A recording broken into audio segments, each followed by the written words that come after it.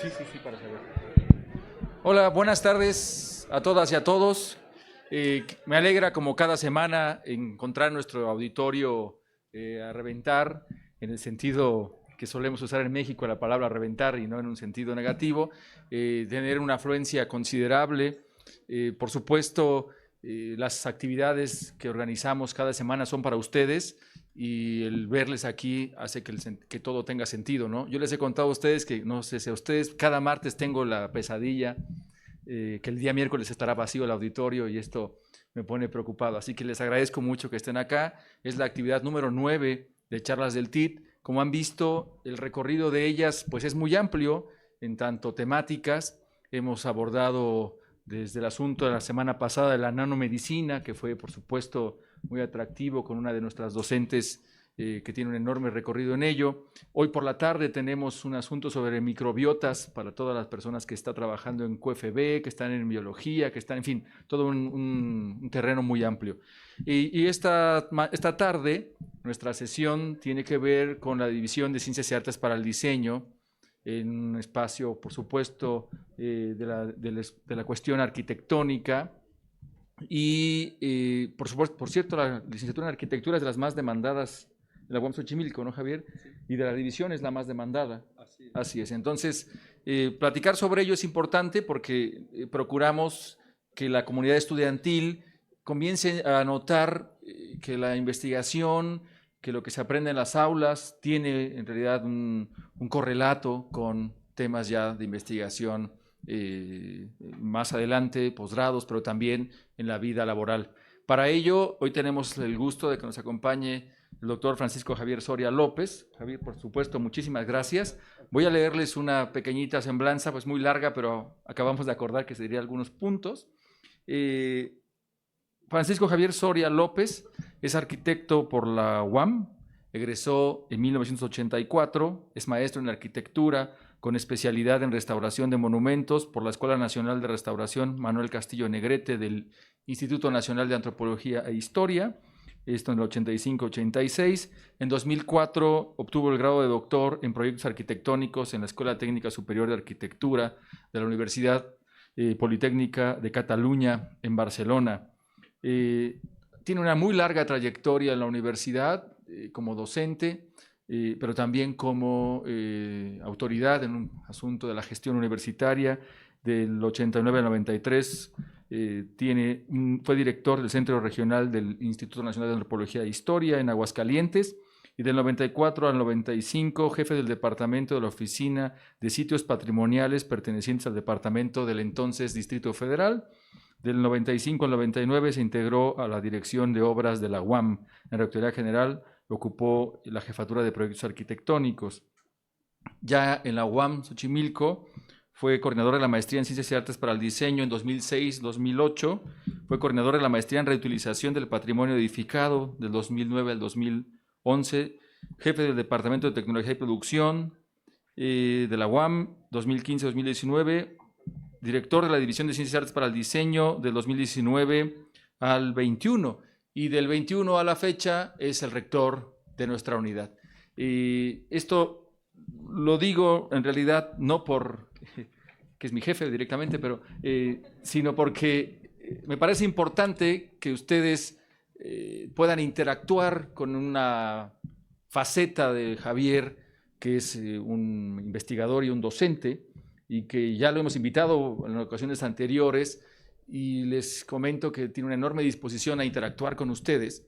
Es nuestro rector, pero al mismo tiempo es una gran persona y es un profesor muy cercano, un profesor que va a atender sus inquietudes. Hoy no viene en su faceta de rector, hoy está acá como un ponente, como un colega, como un profesor de nuestra unidad, y yo, por supuesto, como siempre, invito a ustedes a preguntar, a interactuar. Como cada semana nos levanta la mano Luis o yo, llevamos el micrófono para que ustedes, por supuesto, puedan hacer comentarios. El tema de hoy, conservación y reutilización del patrimonio edificado. Ya les explicará Javier de qué va todo este asunto.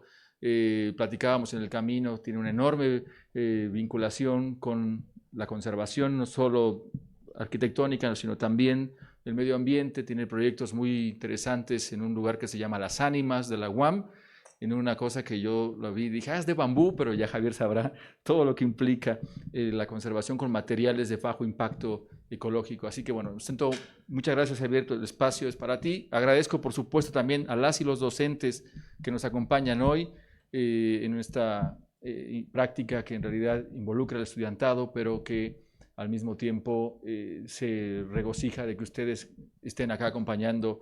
No me pongo a nombrarles porque siempre se me olvida alguien y eso me mete en más líos. Javier, pues 30, 40 minutos después viene un intercambio y bueno, muchísimas gracias. Bienvenido, Javier. Un aplauso, por favor. Gracias Roberto. Yo me voy a parar tantito, así me pongo menos nervioso y puedo caminar ida y vuelta. Pues muchas gracias por la invitación, Roberto.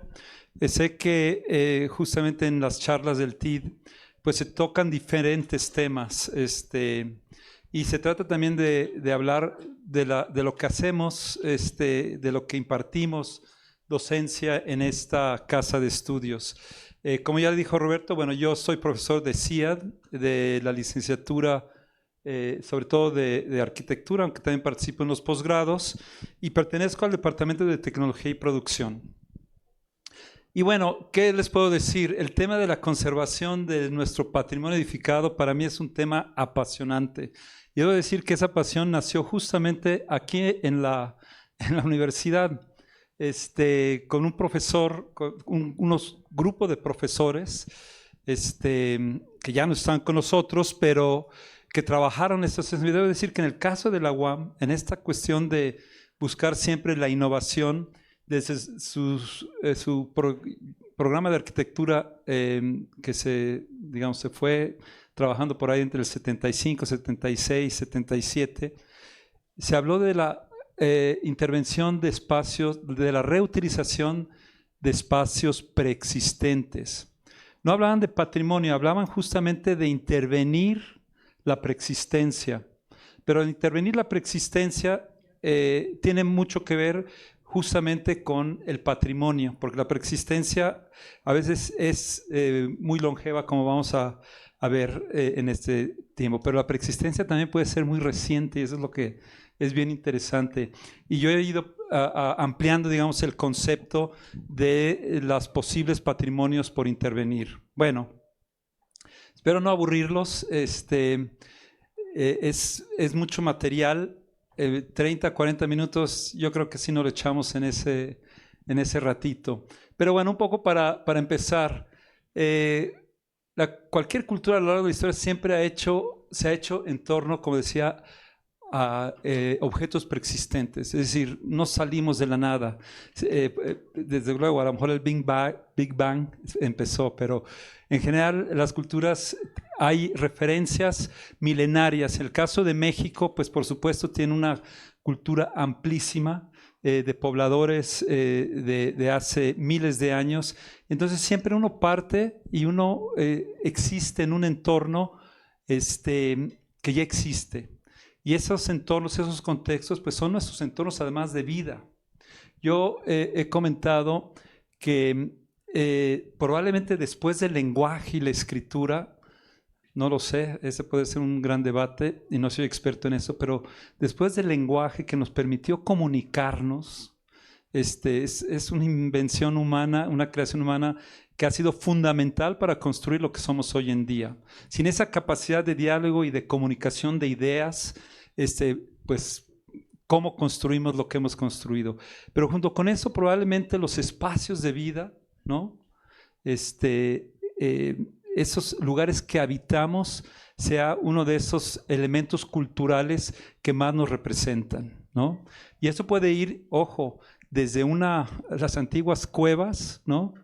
Que a lo mejor no las construyeron físicamente, pero uno se apropia de esos espacios. Y esa es una preexistencia y una valoración de, a lo mejor empezando por una cuestión de necesidad de protección y todas estas cosas, pero aún ese tipo de preexistencias son elementos que la mente humana, con esta capacidad de conciencia y de comunicación y de diálogo que tenemos, se apropiaba inclusive de eso. Y bueno, a partir de eso empezamos a generar una segunda naturaleza, una naturaleza más apropiada a nuestras necesidades, los voy a llamar así, humanas, espirituales, y eso es lo que es fascinante del entorno construido para mí, ¿no? Que siempre es una referencia.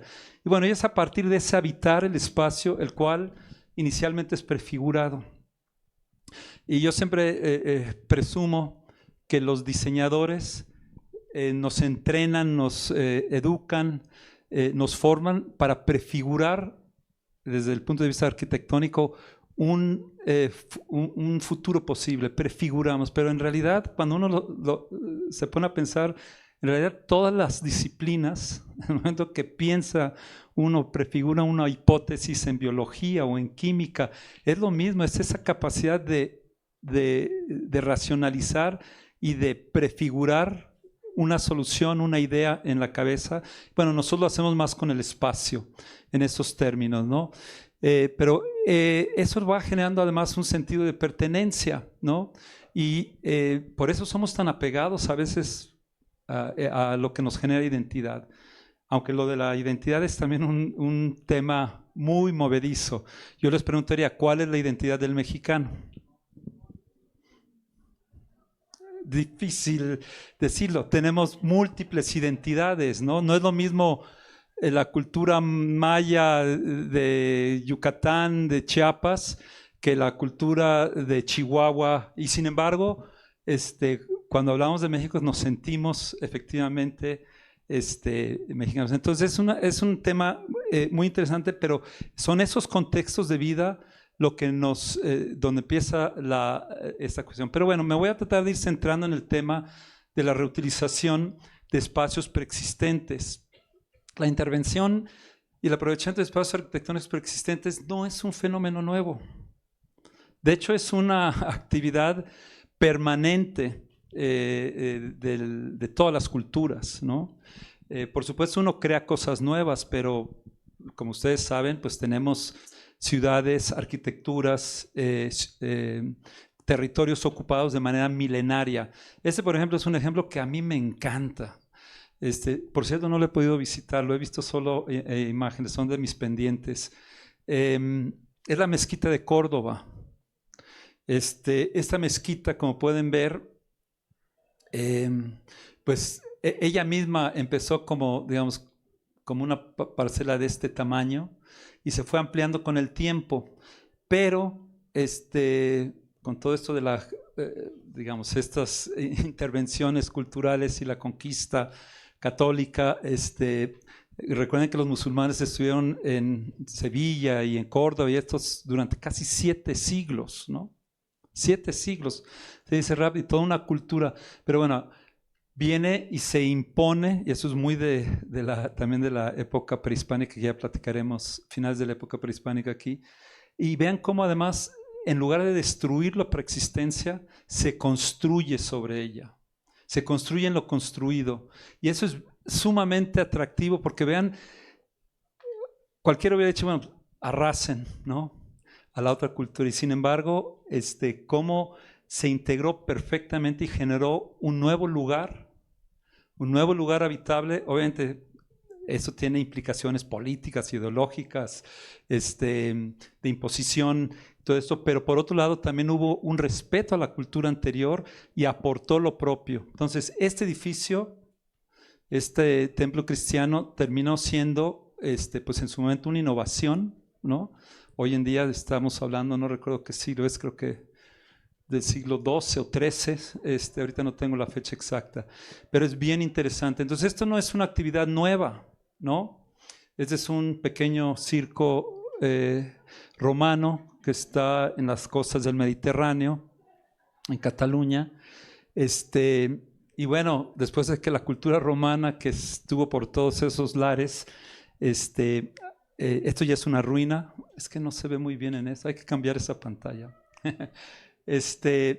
Vean, también se puso otro templo en medio, ¿no? Y bueno, llegando, estábamos hablando de eso hace más de 2000 años, ¿no? Y el templo cristiano unos 10 siglos después. Entonces la preexistencia, trabajar en la preexistencia no es nuevo. Esto es Cholula, todo el mundo lo conoce, ¿no? Y también esto fue en su momento una capilla abierta. Aquí se alcanzan a ver estos arquitos, no se ve acá. Estos arquitos, si se alcanzan a ver, fueron tapiados, se fueron cerrando, pero en su momento era una capilla que estaba abierta con una serie de naves. También, digamos, se nota la influencia justamente de la cultura musulmana también en este tipo de capillas. Y después se cerró y se hizo un templo. Entonces, construir lo construir es una actividad permanente de todas las culturas que aprovechan por diferentes razones lo ya existente. A mí lo que me encanta es que cómo a partir de lo existente se puede mantener lo anterior, pero a la vez se crea algo nuevo, ¿no? Y ese es como el reto de la reutilización desde mi punto de vista. Y bueno, cuando hablamos de conservación del patrimonio cultural ha habido, sobre todo desde el siglo XIX, se empieza a profesionalizar, digamos, empieza a ser esta disciplina un poco más científica, cuando nace la arqueología, y se empieza a forjar un poco más a partir posterior a la Revolución Francesa, que claro, en la Revolución Francesa se pusieron a derrocar al rey, pero parte de lo que hay que hacer cuando uno derroca al rey es acabar con lo que simbolizan, y la arquitectura es un elemento fundamental para las cuestiones de ideología política. Siempre decían el rey o el Tlatoani, todo el mundo tenía que tener su arquitecto ahí al lado, porque justamente es un elemento que está cargado de simbolismo en esos términos. Entonces se empieza a forjar y se empieza a especializar en el siglo XX, sobre todo se consolida toda esta preocupación ya no como una actividad, digamos, no lo voy a decir cotidiana, porque lo hacían con conciencia, pero ya se empiezan a generar normativas desde Atenas, después en Venecia, después el patrimonio cultural de la humanidad. Es decir, hemos llegado hoy en día, después de 150, 160 años, a decir como sociedad en lo global que es importante conservar el patrimonio edificado, ¿no? Pero conservar implica un conjunto, sobre todo de actitudes de una comunidad, ¿no? ¿Por qué conservamos? ¿Por qué es importante conservar, ¿no?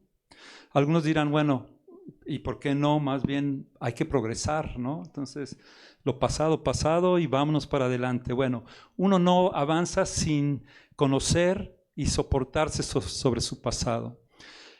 Pero por otro lado, es un hecho que no podemos conservar absolutamente todo. Imagínense si hubiéramos mantenido, voy a decir cualquier cosa, el primer templo, y bueno, como no se puede cambiar, no, las cosas. La catedral, por ejemplo, se hizo durante casi 4 siglos y tiene etapas de distintas, con distintas aportaciones. Pero bueno, en esto mismo, en todo caso, la conservación es toda una disciplina que implica la salvaguarda justamente de lo que consideramos como humanidad, como país, como barrio, en diferentes niveles, que es importante mantenerlo. Y hay una serie de actividades, o sea, además de una actitud y bueno, de toda una normativa y una cuestión de conciencia, pues se han hecho una serie de actividades. Desde luego identificarlo, y eso implica estudiar, investigar, conocer diferentes formas, y entre más lejano es el pasado, a veces es más difícil documentar las cosas. En el caso de arquitectura, por ejemplo, la arqueología ha sido fantástica, esta disciplina, porque permite, a partir del estudio de los artefactos, de tanto los bienes muebles como inmuebles, tratar de recomponer la historia, ¿no? Pero bueno, identificar, catalogar, proteger, y la protección puede ser tanto física como legal, ¿no? Hay ciertas acciones que no se hacen sobre el bien cultural, que se tiene que a veces hacer en torno a, y eso tiene que ver, por ejemplo, la protección legal o la vigilancia, por supuesto el mantenimiento, la difusión, la educación, ¿no? Es decir, entendiendo que, insisto, la arquitectura, las ciudades, ahora estamos en un periodo de guerra muy desafortunado, y el simbolismo de las cosas es tan potente que son a veces materia de agresión, porque acabar con ese elemento físico representa cosas, ¿no? Y bueno, la gestión, por supuesto, la restauración, y lo que a mí me interesa, la reutilización. Porque por otro lado, ¿por qué se han conservado muchos de los edificios y muchas de las ciudades que hoy conocemos? Pues porque han sido usadas y reusadas y vueltas a usar a lo largo, a veces, de milenios, ¿no? Hay ciudades milenarias y que es impresionante ver todas las capas y todas las aportaciones de las diferentes épocas. Y ese es donde entramos justamente un poco en la materia. Entonces, la necesidad de conservar elementos materiales significativos no se centra solamente en la existencia física, sino lo que representan. Y eso es algo complejo, ¿no? Porque los mensajes que transmiten dependen también de ciertos contextos culturales, ideológicos, vivenciales, etcétera. Pero como dice François Choët, dice, la valorización es la llave de acceso al dispositivo, de conocer nuestro patrimonio. ¿Qué valor, qué tipo de valores tiene, qué representa para nosotros, ¿no? Muchos de ustedes seguramente lo conocen, Santo Domingo en Oaxaca. Voy a intentar ir comentando algunas de las fotos, que también es una reutilización muy interesante. Y vean cómo pues ya el atrio tradicional no está, ¿no? Hay una intervención más contemporánea y que pueden convivir y también generar espacios sumamente atractivos, funcionales, útiles y que también resignifican los lugares, ¿no? Y eso es algo que hace mucho el proyecto de intervención. Y como decía, ¿qué tipo de valores se le asignan? Y este proceso de valoración yo les he estado platicando rápidamente sobre todo esto que se habla de la conservación, la salvaguarda, la restauración. Se centraba mucho en el aspecto, digamos, de orden cultural, estético, histórico. Pero estos valores también hay que entenderlos de una manera mucho más amplia y en términos más recientes, por supuesto el valor económico siempre ha estado allí, ¿no? Pero el valor de uso. Y sobre todo en tiempos recientes está el valor ambiental. Es decir, algún defensor justamente de la reutilización, pero que también trabaja cosas de impacto ambiental, decía que el edificio más sustentable que podemos hacer es el que ya existe, porque ya hizo su gasto energético. Entonces, si podemos extenderle su ciclo de vida, ya en sí mismo es una contribución. Y bueno, ese es otro tema que a mí me apasiona. Y le decía a Roberto, a lo mejor el siguiente trimestre, si me quiere volver a invitar, hablaremos de la arquitectura de bajo impacto ambiental, porque está muy relacionada justamente con la conservación del patrimonio cultural en este caso, pero también con el patrimonio natural. Y yo creo que no lo podemos ver de manera separada. Y bueno, como decía, también se han incrementado las categorías del patrimonio. Antes, pues, siempre se ha tenido una visión muy monumentalista. ¿A qué me refiero? Pues lo importante es esto, ¿no? La catedral, el palacio, etcétera, etcétera. Y está bien, porque son a veces obras extraordinarias, magníficas y todo eso, pero sobre todo en los últimos 30 años, esta visión ha ido cambiando porque, o sea, para que la catedral tenga la jerarquía que tiene, pues tiene que tener su contexto urbano menor, porque si no, no tiene la altura, no tiene la volumetría.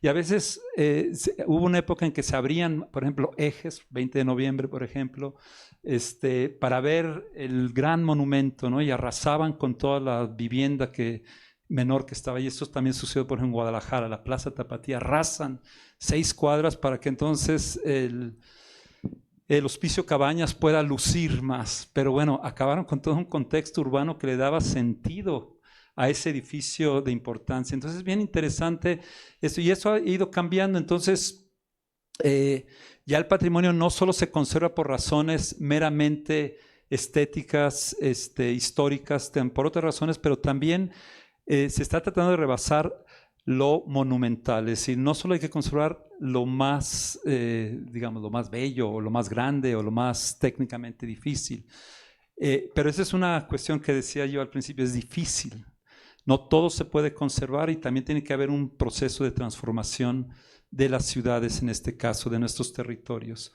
Pero bueno, las escalas han cambiado. Entonces, ahora, por ejemplo, se hablaba que, bueno, el patrimonio a conservar, edificado, pues lo prehispánico, lo virreinal, siglo XIX, pero bueno, sobre todo de hace más de 25 años ya el patrimonio del siglo XX ha sido reconocido como un patrimonio mucho más cercano a nosotros, y que el problema que sucede, ¿cuál es?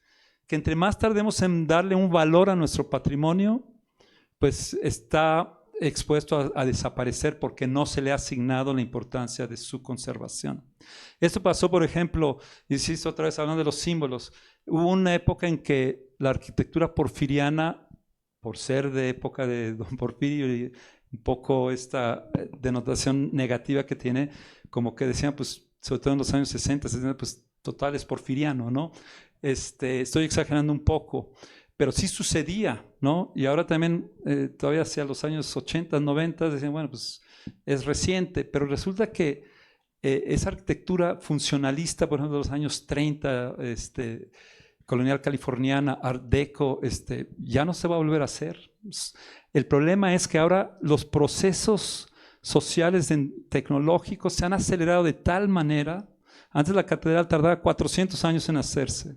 Ahora hacemos, bueno, yo estoy impresionado de los chinos, por cierto, pero pueden tardar 10, 15, 20 años y muchas de las obras tardan 2, 3 o 4 años en hacerse.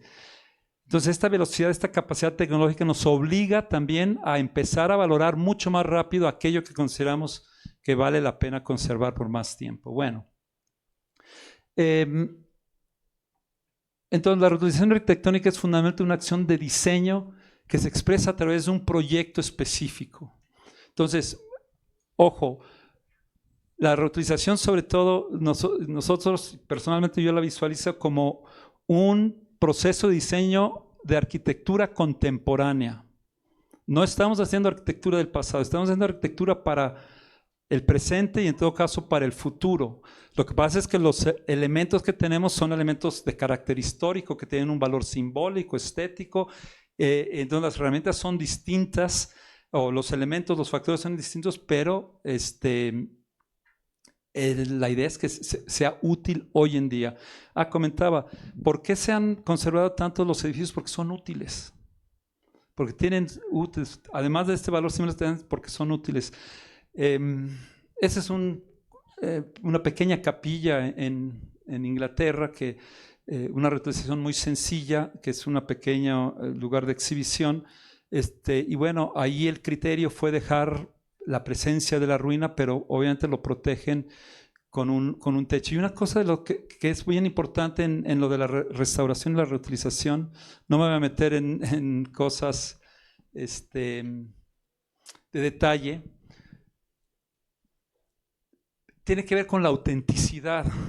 Una de las cosas que es bien importante es poder identificar de cuándo son cada una de las etapas, porque no se trata, insisto, de rehacer o reconstruir como se construye. Además, muchas veces ya no tenemos ni siquiera el tipo de materiales y todo esto.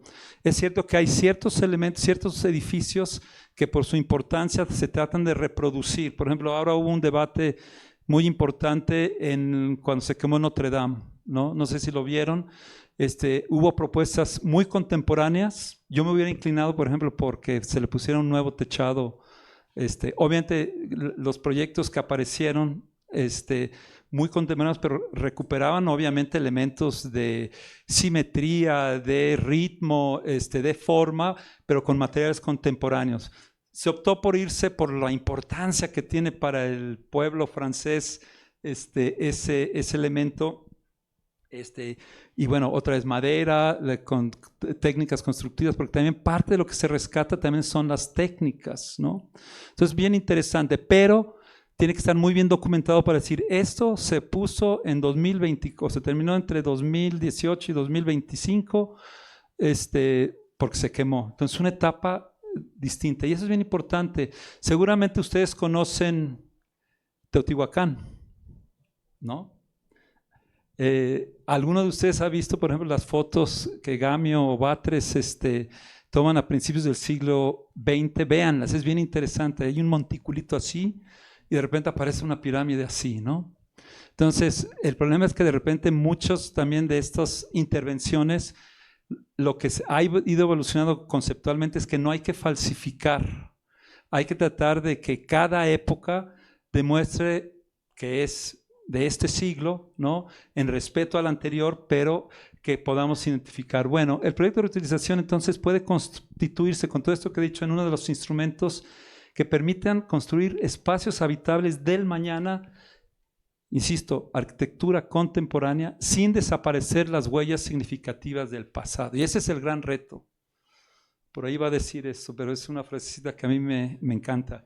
¿Cómo crear un nuevo lugar en el lugar de siempre? ¿No? Y probablemente eso es lo que a mí más me apasiona, cómo podemos integrarnos. De hecho, mi tesis de maestría en conservación tenía que ver justamente con la integración de elementos nuevos para restaurar edificios patrimoniales. Y tiene que ver con mantener la autenticidad, pero a la vez poder aportar algo que se integra armónicamente. Bueno, y bueno, también se han ampliado los contextos, ¿no? Muchas veces se hablaba pues del edificio, ¿no? De la iglesia, de la fábrica, pero bueno, en realidad el fenómeno de la conservación del patrimonio edificado tiene que ver con contextos de distintas escalas, desde lo arquitectónico, inclusive desde una parcialidad, de una crujía, de una nave del templo, de todo un conjunto, o un conjunto arquitectónico, o una ciudad, o una región, en términos, porque además resulta que en este caso, o barrios, estos sí saben dónde es, ¿no? La Hipódromo, efectivamente, ese es el plano que hace el arquitecto, es bien interesante, era un hipódromo, efectivamente, y una cosa, me gusta mucho este ejemplo de, ahí está la huella, no se desaparece, pudieron haber fraccionado ahí, vámonos, cuadrícula, ¿no? Y sin embargo hay un entendimiento del lugar, de la lógica del lugar, y es posible aportar, en este caso a nivel urbano, un espacio de una gran riqueza. Ahora todo el mundo quiere vivir en la Hipódromo, bueno, quién sabe, porque también tanto cafetería y todo se empieza a volver un poco difícil.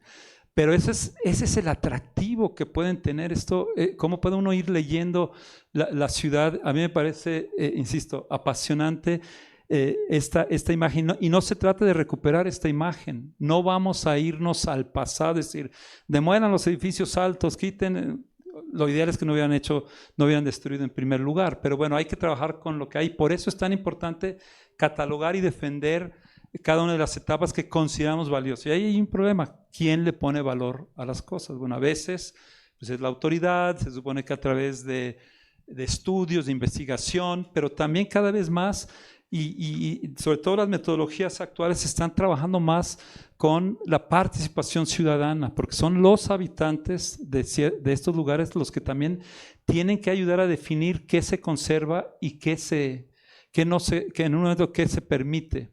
Las cosas no se quedan estáticas. Y yo siempre he dicho, por ejemplo, yo trabajé en el INAH también, soy egresado del INAH y trabajé en Aguascalientes muchos años, y de repente he criticado al INAH porque de repente dice, bueno, no, ahora sí que espérame, hay que conservar esto, pero si tú no actúas, la sociedad es mucho más potente, entonces tienes que dar soluciones, tienes que tomar una postura.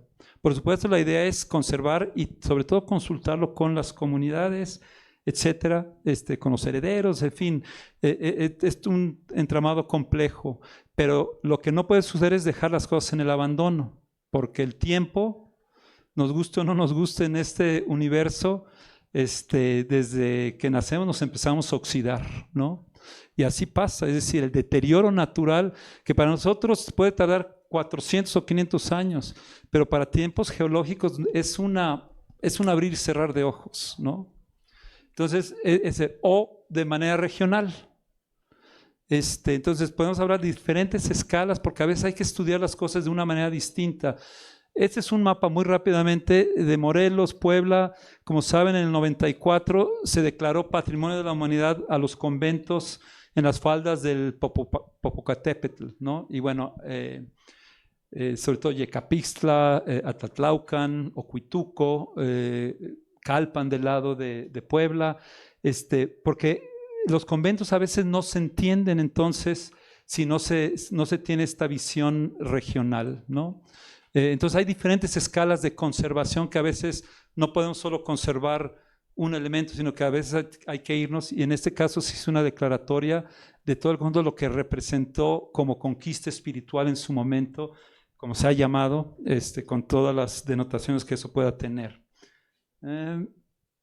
Y como decía, el patrimonio edificado es una constante a lo largo de la historia y por lo mismo la reutilización incorpora todas las temporalidades. Ahí faltó la palabrita, la sobrepuse. Todas las temporalidades. Podemos irnos tan atrás como queramos. Ese es un pequeño anfiteatro romano en Grenoble que se reutiliza y se utiliza actualmente. Se le recuperó el mismo uso, pero no se usa igual que hace 2000 años. O sea, el uso es contemporáneo porque ahora tiene luces y tiene instalaciones y ahí está el reto de cómo poder transformar esos lugares y de todos mantener su esencia, ¿no? O todo el mundo conocemos el Templo Mayor, ¿no? Y dicen, no, pues eso no se ha usado para nada. No, sí se usa como museo. Ya no es una zona, digamos, como fue en la época prehispánica, era un templo y toda esta conexión de Zompantli y todo esto que implicaba la cultura mexica.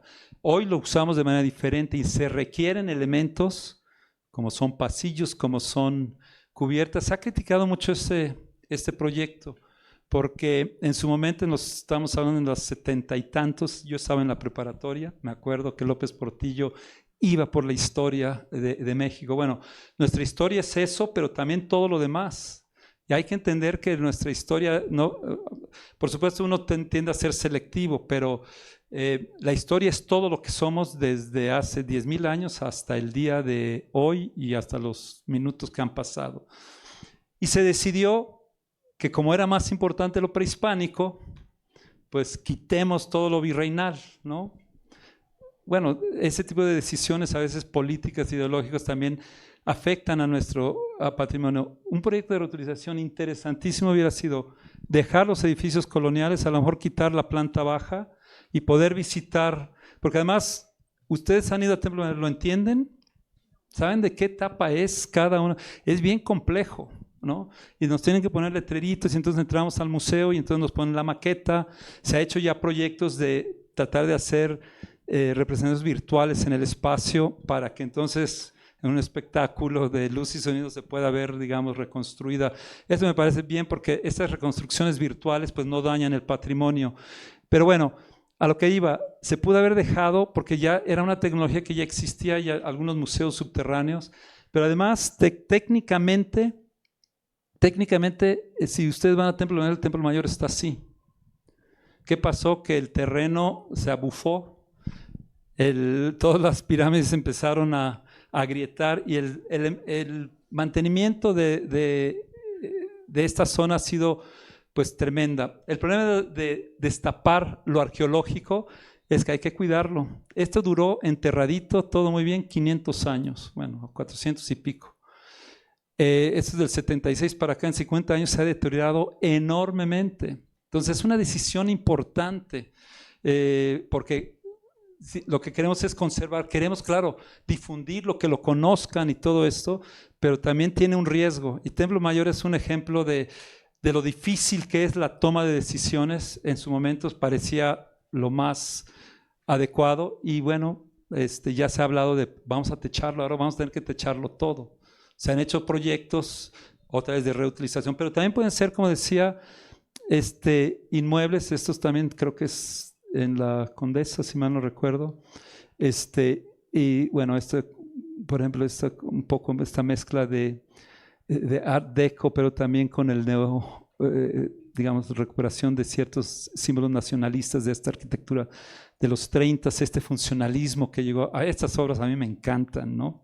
Y están desapareciendo porque no son consideradas a veces, ya están catalogadas y todo esto, ¿no? Pero bueno, voy a ir ahora sí con algunos ejemplos muy rápido. Entonces tenemos diferentes temporalidades, tenemos diferentes escalas, inclusive, y eso no tengo, por cierto, fotos en esta exposición, y todo también depende en buena medida de qué valor le damos. Y ahora yo he dicho que no tengo nada de ejemplos de valores de obras que, digamos, contribuyen básicamente a la cuestión ambiental y económica. Pero les voy a poner un ejemplo muy rápido que a mí me gusta no como intervención, pero sí como una lógica de reutilización donde el valor económico fue lo que prevaleció y el valor de oportunidad inclusive. Ustedes conocen, se llama Galerías Cuemanco, Plaza Cuemanco. Seguramente está bien cerquita, aquí por La Esperanza, del Hueso, La Esperanza. Bueno, esa era una bodega de Hermanos Vázquez. Para quienes somos más viejitos, sabemos que ahí estaba Hermanos Vázquez y todo esto. Bueno, esa es una reutilización. Al final voy a hablar de las posibilidades que tiene la reutilización. Se reutiliza el sitio, de hecho ahí está todavía la estructura metálica. Partieron, hicieron una calle ahí central, partieron las bodegas y bueno, le sacaron provecho económico. ¿Por qué digo que fue el valor económico y de oportunidad? Porque ya tenía el uso de suelo. Cambiar aquí un uso del suelo en la Ciudad de México es todo un triunfo. Entonces, muy hábiles, dijeron, no, pues ya tiene el uso del suelo, vamos haciendo ahora en lugar de, porque además, ¿cómo cambia? Antes uno compraba una sala y pues iba a Hermanos Vázquez o lo que sea, veía un piso y recorría allí no sé cuántos miles de metros. Hoy entramos a un catálogo y entonces la lógica comercial cambió. Ese edificio empezó a ser obsoleto, costoso para sus dueños. Entonces dijeron, bueno, pues vamos haciéndolo, ya tiene un uso del suelo comercial, no tenemos que pelearnos allí. Y es una remodelación, otro tipo de reutilización, una que yo no favorezco en términos de que me interesa más conservar justamente las partes significativas, pero también contribuyó a aprovechar, a extender la vida de una construcción que de otra manera hubiera implicado también mayor energía para producir, para primero demoler, desechar la estructura que está y luego construir de nuevo. Entonces hay una contribución y hay una sensación de reutilización. Entonces, por eso les digo, las temporalidades pueden ser muchas. Van a ver que los ejemplos que yo les voy a presentar tienen que ver más con estos edificios más lejanos, pero no me centro en eso. Es muy rápidamente, voy a pasarles 3 o 4 ejemplos para reforzar la idea de la reutilización con usos contemporáneos y después voy a trabajar 2 ejemplos un poquito más. Tú me dices cuando me haces así. Esta es la Profética. Es una casa de época virreinal, finales del... Perdón, ya me equivoqué. Finales, si mal no recuerdo, bueno, jambas, estas jambas prolongadas, entonces debe ser más o menos del 18. Y bueno, muy poblana con esos tableros con azulejos y estas cosas. Era una casa que estaba en ruinas, y que quedaban casi todos los muros, sufrió un incendio y bueno, lo reutilizaron como librería. Aquí se alcanza a ver un poco la condición en que la encontraron. Por supuesto que las reutilizaciones también es uno de los retos, es que tienen que cumplir los edificios antiguos a veces con las nuevas normativas y ahí hay un problema. Muchos de los conservadores alegan, bueno, pues ya lleva 300 años, qué mejor, ¿cómo se dice?, demostración que es un edificio que ha resistido los sismos y todo eso. Pero bueno, hay nuevos reglamentos, se tienen que a veces reforzar las tecnologías, por supuesto las instalaciones, eso implica integrar muchos elementos, entonces es toda una cuestión técnica. Pero bueno, vean, pues seguramente han visitado este tipo de espacios, vean la calidad de los espacios y un poco este recurso de techar los patios es algo muy utilizado hoy en día y además que una tecnología nos permite, siempre se criticó, no, pero le cambias la idea del espacio abierto. Bueno, ahora la tecnología permite abrir y cerrar patios con mayor facilidad, entonces puedes tener, digamos, la vivencia del espacio como era originalmente. Siempre hay este trabajo tratando de dejar las huellas, digamos, los pocos aplanados que pudieron sobrevivir, ahí se quedaron, es parte de la estética, pero algo que me gusta mucho de este proyecto es que los espacios antiguos, por ejemplo, del siglo XVIII, normalmente son muy altos, entonces son muy esbeltos, y sí, entre más esbelto a veces la cuestión sísmica tiene su problema, y no repusieron el piso intermedio, más o menos para que tengan una idea. Los entrepisos, digamos, la planta baja tenía casi 4 metros, 4 metros 50 y la segunda planta tendría unos 4 metros. Entonces ahí entran 3 niveles modernos, ¿no? Ahora decimos, pues, 250, 270, y entonces ahí entran. Pero lo interesante es que hicieron la librería, usaron esta estructura metálica, y entonces no repusieron el entrepiso, sino que insinuaron un poco dónde andaba más o menos la altura y mantuvieron el espacio de doble altura, que es un espacio mucho más atractivo y todo esto. Insisto, no quitaron algo porque el incendio se perdió, porque demoler lo existente, ahí hay que cuestionárselo, pero en este caso me parece que aprovecharon muy bien esta posibilidad. Y estas estructuras que ustedes ven aquí, que efectivamente tratan de salvar parte de la... Este escaloncito que se ve aquí, era donde descansaban las vigas del entrepiso original.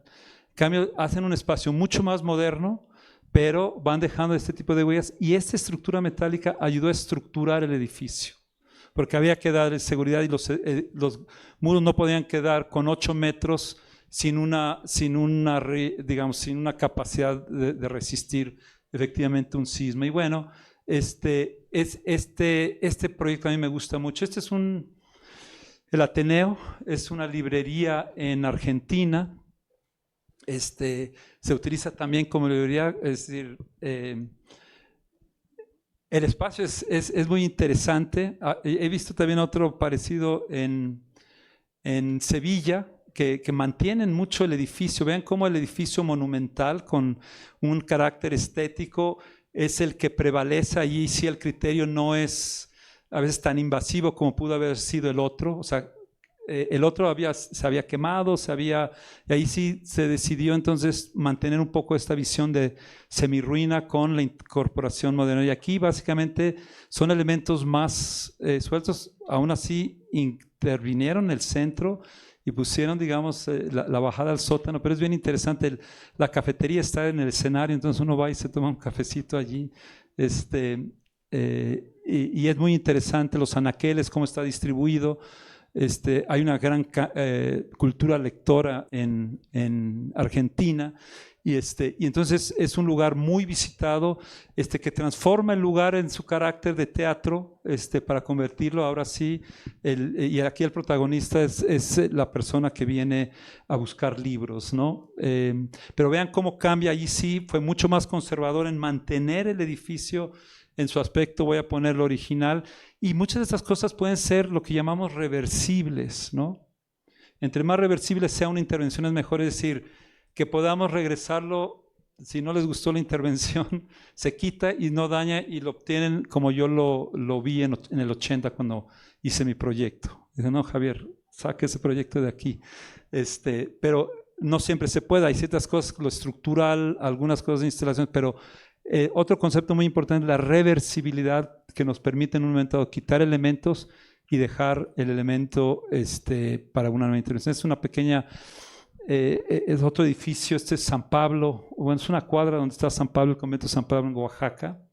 Y vean también cómo el uso de materiales tradicionales también puede ayudar a ser trabajados de manera moderna. Ojo, que los materiales de piedra o la madera o la cal no tiene que ver con que son materiales del pasado, siguen siendo materiales contemporáneos. El tabique depende cómo los usemos, ¿no? Para que sea una intervención moderna no tiene que ser el acero y el vidrio, también pueden ser cosas como la misma cal, la misma ladrillo. Por ejemplo, simplemente con la textura y la pintura a la cal y todo eso, se da una calidad al espacio que además realza ciertos elementos de la preexistencia. Es un pequeño patiecito, no recuerdo cuál es su uso. Y en ese mismo conjunto, en el claustro principal, fue un proyecto muy interesante donde tienen que hacer como una pequeña centro documental y de exhibición, y entonces deciden agregar un elemento, otra vez con esta idea de lo reversible, que comentaba que este elemento lo puedes quitar y recuperar el patio en su dimensión original. Pero bueno, lo que sí siempre hay que cuidar, y por ejemplo,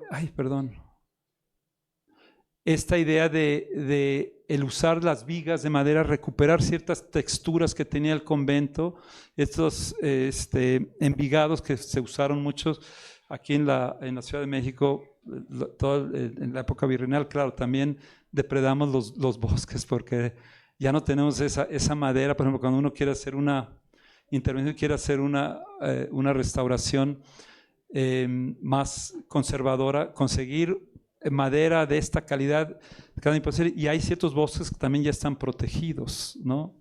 Entonces es todo un tema, y por eso este proyecto me gusta mucho, porque hubo una recuperación de los ritmos, de las texturas, de las luces y sombras del edificio original, pero se reinterpreta de una manera muy contemporánea. Bueno, voy a tratar de ir más rápido. Este es la Plaza de Toros de Cataluña. Ahí ya se prohibieron los toros, aquí se prohibió, luego ya se volvió a permitir, no voy a entrar en ese debate, pero pues se dejó de usar, y aquí es una transformación muy extrema. ¿Para qué usas una plaza de toros? Bueno, en este caso fue una intervención extrema que básicamente rescataron el perímetro, ¿no? Aquí se ve. Es más, lo levantaron sobre una estructura nueva, hicieron todo un centro comercial al centro, ¿no? Es interesante, pero me parece que desde mi punto de vista es excesivo, porque se pierde mucho la identidad del espacio. Pero esto también es una reutilización, otra vez aprovechando la ubicación urbana, una serie de cosas. Pero bueno, ¿qué tanto transformar? Esa es una cuestión. Bueno, seguramente muchos la ciudad se transforma. Reforma es una calle extraordinaria. Cuando vemos nuestro perfil urbano, todo el mundo pues presume allí lo que sucede en Reforma. Y sin embargo, pues la Cuauhtémoc, que era una colonia que tenía este tipo de arquitectura. Y se ha criticado mucho esto, pero bueno, en todo caso celebro que no lo hayan demolido todo, ¿no? Y aquí el argumento principal es que se puede convivir lo del futuro, o en su momento era un proyecto, se hizo con mantener. De hecho, este edificio se tuvo que mover, técnicamente se movió y se volvió a colocar en su sitio, ¿no? Entonces también la tecnología ayuda. Hace 50 años lo hubieran demolido en un sabadazo, ¿no? Entonces al menos se agradece. Bueno, rápidamente, dos proyectos que me gustan mucho. Me voy a ir mucho rápido. Se lo recomiendo, vayan a San Luis Potosí. Tiene un patrimonio, tiene un centro histórico extraordinario, como muchos de los centros históricos en este país, pero es la expenitenciaría de San Luis Potosí. Es parte de los sistemas de cárceles que hizo Porfirio Díaz. Lecumberri es de la época, ¿no? San Luis Potosí debe haber por lo menos 15 o 18, no todas existen, pero de la época porfirista, que independientemente de lo que pasó con Porfirio Díaz, la realidad es que introdujo una serie de infraestructuras que querían, digamos, modernizar el país, entre ellas el nuevo sistema de cárceles, ¿no? Para su momento era un sistema muy contemporáneo, los ferrocarriles, la industria, claro, a costa de pues una explotación, etcétera, etcétera, etcétera. Pero bueno, tenía un sistema panóptico. Después, bueno, ya Lecumberri terminó siendo terrible, ¿no? Pero en ese momento era la forma, digamos, más moderna. Digamos, las catacumbas y los calabozos se acabaron y había un sistema moderno que tenía comedor y lugar de esparcimiento y celdas individuales, etcétera. Y es un edificio que empieza en 1884 o 94, finales del siglo XIX, y tarda algunos años en hacerse, pero no se termina, se hace parte de la crujía, es una estrella. Aquí se alcanza a ver parte de esa estrella. Esta es la torre de vigilancia. Entonces eran crujías, ¿no? Entonces desde este punto de vista se podían ver justamente cada una de las crujías con un solo guardia o con unos 2 o 3 guardias, y vigilaban cada una de las crujías. No podían ver las celdas. Hay una cárcel en Cuba, seguramente algunos de ustedes la han visto, que es un círculo, ¿no?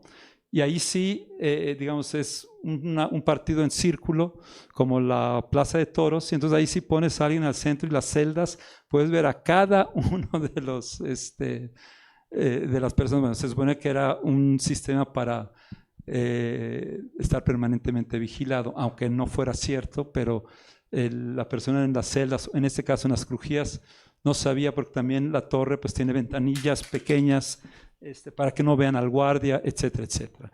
Es todo un discurso muy interesante y pues obviamente a partir de los años, todavía duró hasta los años 80. Y bueno, se hicieron ya una nueva penitenciaría, un nuevo centro de readaptación social, los famosos cerezos, ¿no? Que a veces no readaptan nada, pero bueno, ese es otro tema. Y esta es un poco la condición del lugar. Entonces, el proyecto deciden hacer el centro cultural del estado de San Luis Potosí. Y aquí hay una contradicción inicial.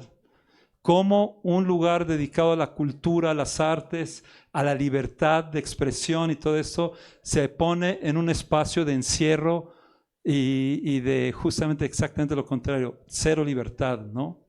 Bueno, este es parte del proyecto, es un proyecto bien interesante, no fue un proyecto sencillo, porque sí implicó una transformación importante de algunos espacios, sobre todo de las celdas, porque las celdas pequeñas, por ejemplo, no recuerdo cuánto tenía, pero aproximadamente 2 metros por 3 o 4 metros, eran muy pequeñas, y eran una detrás de otras, como veían aquí en las crujías, y ahí se necesitaban espacios pues, para danza, para cerámica, pero creo que la solución de los arquitectos fue muy interesante, finalmente la autorizó el INAH, porque el partido general se mantiene, es decir, uno sigue leyendo el edificio del siglo XIX, principios del XX, y sin embargo se incorpora digamos, estos usos modernos. Además aprovecharon la estrella pues, para hacer las diferentes escuelas. Ya me acabé la batería, perdón.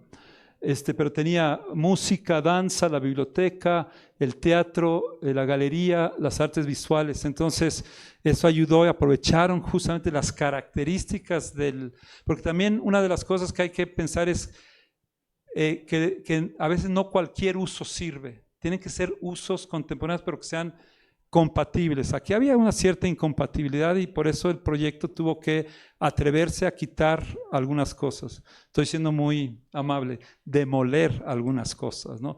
Pero cosas, digamos, fue muy selectivo, fueron sobre todo muros intermedios, por supuesto las crujías se dejaron intactas, toda la cuestión perimetral, etcétera, como van a ver. Y bueno, esto es parte del proyecto. Algunas de las crujías, como veían en las imágenes iniciales, tenían un solo piso. Entonces la intervención completó, porque requerían más espacios y aprovecharon esta nueva intervención para hacer, sobre todo dotar de espacios más amplios. Pero otra vez no falsificaron, sino que la construcción nueva, San Luis Potosí tiene una piedra extraordinaria. Me encantan las calles, no sé, no he ido últimamente, pero todavía tienen estas grandes piedronas que aguantan el paso de los camiones. Entonces, pues es una intervención contemporánea, es una escuela de artes. Vean, aquí es lo que les decía, aquí había una serie, era el pasillo central y había una serie de crujías, pero no desaparece todas las huellas, en cada una de las cabeceras mantiene las celdas, ahí utiliza para ciertos cubículos, bodegas y eso, y entonces al centro abre, y además no existía el segundo piso, entonces aprovecha para techar una techumbre moderna y genera esta especialidad. Entonces uno puede recorrer y reconocer el espacio de la crujía, reconocer las celdas, reconocer los patios donde estaban los internos y se generan, y por ejemplo esto lo puso en la planta alta de una de las crujías donde la planta alta no existía, que requerían un espacio mucho más amplio, y bueno, entonces y usó la bóveda, una bóveda de concreto mucho más moderna. Entonces a mí me parece que es un proyecto, un buen ejemplo de reutilizar. Y una cosa bien interesante que hace el arquitecto, dice, bueno, pues ya me dio permiso el INAH, ya me chuté los muros, pero entonces hace una trama de con la misma piedra que recuperó, saca muchos de estos muros y trabaja el paisaje de los patios, ¿no? y genera para mí un paisaje muy interesante, pero además recuperando y reciclando parte del material que utilizó, digo, que quitó para poder ampliar ciertos espacios.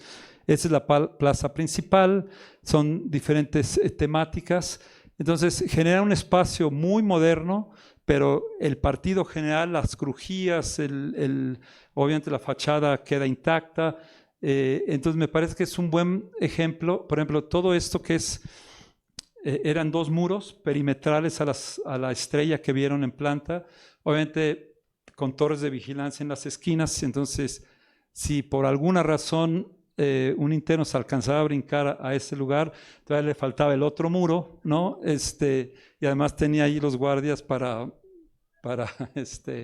decirle que no se fuera, ¿no?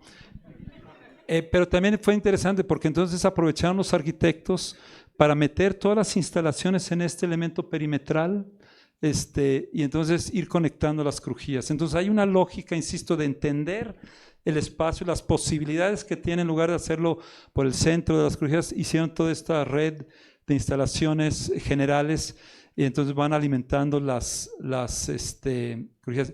Y por otro lado mantiene esa, o sea, yo cuando visité estos sitios, o sea, como produce cierto temor, ¿no? O sea, como no me vayan a disparar, ¿no? Y esa sensación yo creo que se mantiene. O sea, el arquitecto dijo, aquí no le voy a hacer nada, para que también ciertos elementos de un carácter simbólico muy potente se mantengan. Y sí, yo, en mi opinión, creo que lo logra, pero eso es algo que efectivamente las sensaciones son distintas. Y bueno, el trabajo de la iluminación también es muy, muy interesante. En años recientes, y también ellos han empezado a transformar, es un lugar de las artes, entonces ya le cambiaron ahí al arquitecto su propuesta, y eso también a mí me parece que es interesante, ¿no? Mientras implique justamente, es lo que he dicho, que debe suceder en nuestra unidad. Muchos nos dicen, no, es que, oigan, yo quiero pintar, o no me quiten el mural que acaban de hacer acá. Digo, bueno, aquí lo hicimos el ejercicio, hagamos sobre elementos que podamos quitar, dejar por un tiempo o repintar después, para que la propia universidad es para eso, para manifestarse, pero que no digan, no, pero eso ya no lo puedes quitar nunca. Yo digo que siempre tenemos que tener la posibilidad de que las distintas generaciones se puedan expresar. Bueno, disculpen el comercial. Este es un pedazo había la cárcel principal y había la cárcel de mujeres, que eran pequeñas crujías laterales, y ahí se puso el Museo de Leonora Carrington, un siguiente diferente al que existe en la sierra. Muy rápidamente, porque veo que ya me pasé de tiempo, ¿verdad? Sí. Pero bueno, voy a terminar con este proyecto porque me gusta mucho, otra vez hablando de lo regional. Este es un proyecto en Alemania, en Duisburg. Es todo un sistema de industrias a lo largo del Ruhr, ¿no? Y que entonces durante 30 años se dedicaron a recuperar muchas de estas antiguas industrias, que la idea original era, pues vamos a tirar estas industrias contaminadoras, explotadoras, etcétera, etcétera. Y la idea era cambiarle el discurso a estas industrias, que fueran un lugar de recuperación ecológica, donde además se podía tener acceso a espacio público. Entonces vean cómo las ruinas y los elementos de la industria se convierten justamente en una estructura para albergar a la naturaleza, ¿no? Y es un proyecto sumamente interesante, pero no es solo esta siderúrgica, son al menos otras 10 o 15 a lo largo del Ruhr. Claro, se necesita mucho dinero, pero es un proyecto que se ha llevado más de 30 años en hacer. Este es un poco el mapa, esos son los sitios, ¿no? Porque era pues el cinturón justamente industrial de Alemania, y cuando clausuran estas por cuestiones ambientales y todo esto, pues entonces lo recuperan como un patrimonio que también era importante, porque bueno, para los alemanes esta cuestión tecnológica, esta cuestión que los impulsó como una potencia económica en el mundo, tiene mucho que ver con esto, pero además con esta cuestión. Ya saben que en Alemania el Partido Verde tiene una presencia muy importante, entonces que se convierta justamente en un parque ecológico regional. Eso es lo que es, y uno de ellos es el Ruhr, ¿no? Bueno, muy rápidamente, estas son algunas imágenes de cómo estaba y cómo, pues, donde se guardaba pues, el carbón, o se generaron estos jardines magníficos, ¿no? Seguramente algunos de ustedes conocen la planta de Monterrey. ¿Han ido? ¿No? Bueno, también es parecido. ¿Cómo se llama? Se me olvidó. La fundidora, ¿no? Y que es justamente, esto es bien interesante. Yo tuve la oportunidad de conocerlo, no había ido. Ahora cuando fue la UAM invitada a la Feria del Libro. Pero vean cómo entonces se puede generar esos espacios, se mantiene la memoria, la importancia que tenía esto para ellos era, o sea, no vamos a borrar, porque algunos decían, no, hay que quitarlo y poner un lago, ¿no? Bueno, eso podría ser una solución, pero también parte de lo que se trata con la reutilización es no borrar la memoria. Y bueno, también se generan estos espacios magníficos para diferentes actividades de orden cultural, recreativo, comercial, porque son unos complejos enormes. Ese sí tuve la oportunidad de visitarlo y la verdad es que vale la pena. Pero vean el tamaño, ¿qué haces con esa estructura? Que además desmantelarla en sí misma implica un costo ecológico. Entonces fue un debate bien interesante. Entonces, no, vamos a reutilizarle, vamos a extender su ciclo de vida con una reutilización, y ahora que se convierte en una estructura para regenerar la ecología del lugar. Obviamente no es el lugar anterior, pero se reconoce. Entonces otra vez esta idea de cómo. Entonces ya voy a ir cerrando. Una pregunta, la dinámica contemporánea nos está ganando. O sea, ¿cómo intervenir y utilizar templos que ya no tienen fieles? Fábricas que ya no producen, prisiones que atentan contra las condiciones del bienestar humano. Entonces, es complejo, ¿no?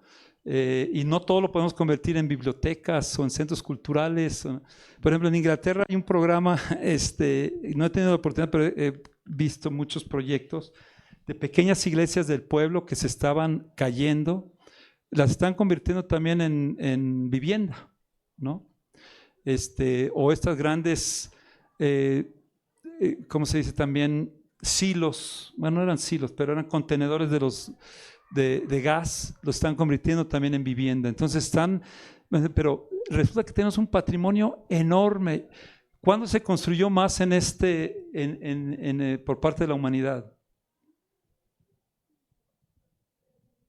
Probablemente el siglo XX, ¿no? La capacidad tecnológica, el crecimiento poblacional. Vamos a acabar con todo ese patrimonio construido solo por razones económicas y ecológicas. Entonces la reutilización se convierte en un campo de enorme oportunidad. De hecho, quienes estudiamos arquitectura, lo más seguro es que en nuestra carrera nos van a pedir que intervengamos un espacio ya preexistente. Las obras nuevas se hacen muchas, pero la preexistencia sigue siendo un elemento muy importante en la práctica profesional de los arquitectos. Bueno, cerrando entonces, cuando habla uno del proyecto de diseño arquitectónico en espacios preexistentes, hay que entender que hay diferentes razones de por qué se conserva. Desde el valor cultural, en un extremo, un poco para entenderlo, hasta el valor utilitario, ¿no? Todas esas son posibilidades de la reutilización arquitectónica, por eso la pongo al centro. Obviamente aquí el valor cultural, pues queremos conservar los valores, sobre todo lo histórico, lo estético, lo documental, el valor simbólico, por supuesto, lo referencial, lo afectivo. Eso para las comunidades es bien importante. Por eso los procesos de participación ciudadana de conservación se han vuelto ya una parte de una metodología muy importante, lo evocativo, ¿no? Pero también, bueno, el valor ambiental, el paisajístico, el bajo impacto ambiental, la eficiencia energética, o como decía, lo económica, su ubicación urbana, ¿no?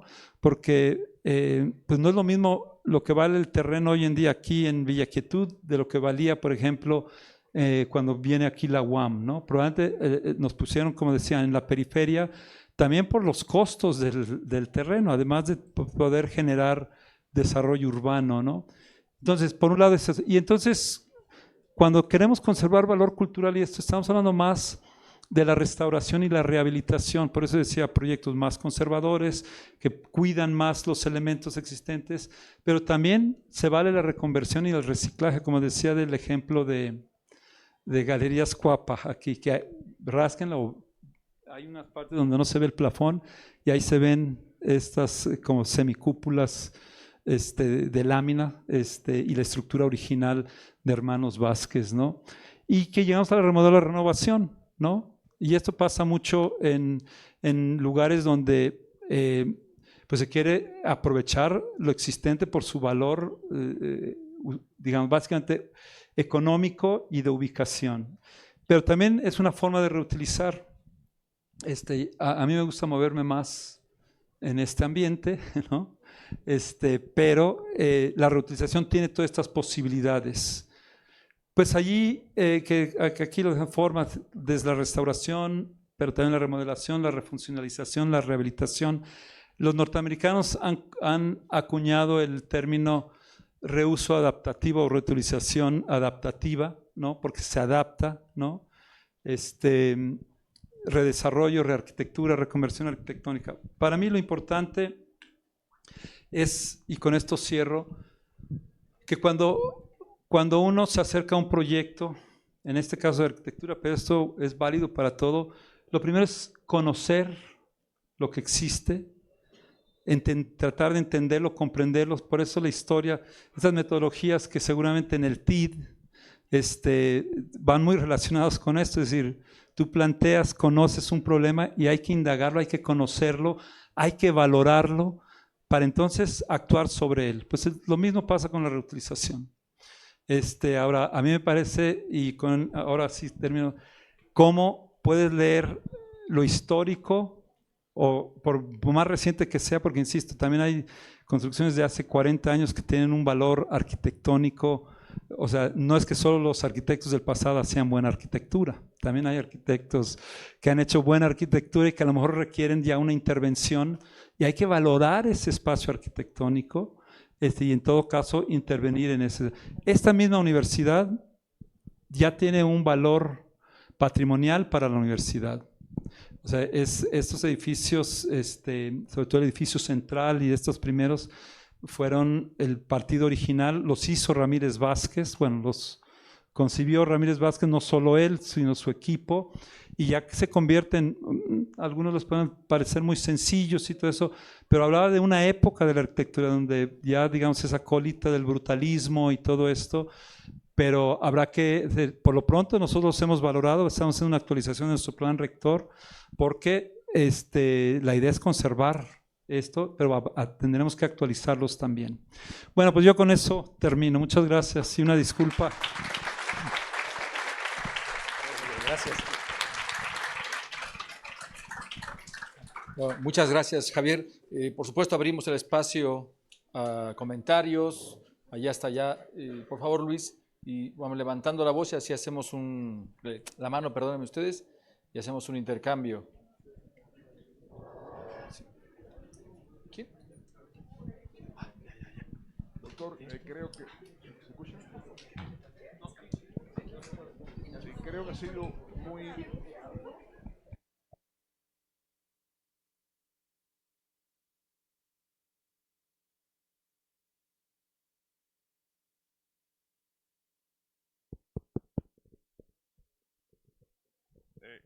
Le agradezco personalmente su plática. Le agradezco personalmente su plática. Creo que ha sido muy interesante. En ese mismo sentido, he tratado yo de que los muchachos, mis alumnos, mis nietos, mis estudiantes, cuando van al museo, al centro, les recomiendo que siempre disfruten todas las posibilidades que que les da las estructuras, los edificios, las edificaciones del centro.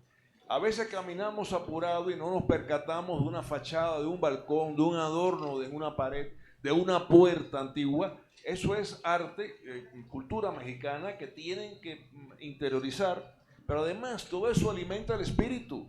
Esas cosas hermosas alimentan poco a poco el espíritu. Yo insisto mucho en ellos y no me dejarán mentir de que aprovechen también eso. Voy a dar una anécdota, una experiencia. Yo cuando visité Varsovia, la capital de Polonia, Varsovia había sido destruida por los alemanes. Aunque ya la ciudad ha aumentado de forma moderna, la parte antigua la han reutilizado, conservado exactamente como era.